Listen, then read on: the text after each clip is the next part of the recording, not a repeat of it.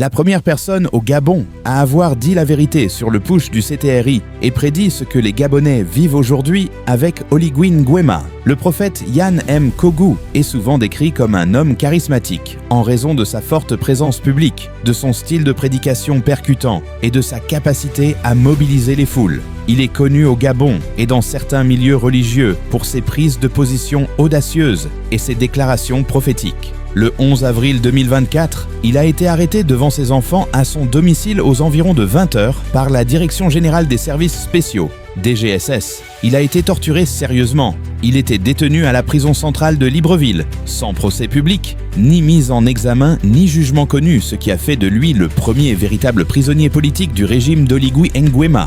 Plusieurs médias dénoncent son enfermement comme un cas de répression de la liberté d'expression au Gabon. Ses partisans considèrent qu'il a été puni pour avoir exercé son droit à la parole et à la critique politique. Sa mise en détention a suscité le soutien public, soutien des ONG, des activistes de la diaspora, de ses partisans, cependant un silence notable de la classe politique ou religieuse. Des observateurs internationaux y voient une forme d'oubli social, voire un aveuglement volontaire face à l'injustice. Il incarne à la fois une figure spirituelle charismatique, reconnaissable pour son discours prophétique, avertissant les populations de nombreux pays de situations avant qu'elles ne se produisent. Il est un voyant précis et fiable, et il est un symbole du combat pour les libertés civiques.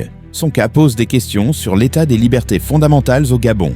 Liberté d'opinion, d'expression, de culte, alors même que la charte de transition évoque leurs garanties. Il gagne une large audience via des vidéos virales sur les réseaux sociaux, où son verbe critique et son franc-parler mobilisent une partie de la jeunesse gabonaise. À plusieurs reprises, il a dénoncé la mascarade du dialogue national et appelé à la démission du chef de la transition, le général Brice Clotaire Oligui Nguema. Il fut le premier au Gabon à dénoncer sur les réseaux les véritables intentions du général Brice Clotaire Oligui Nguema et du CTRI.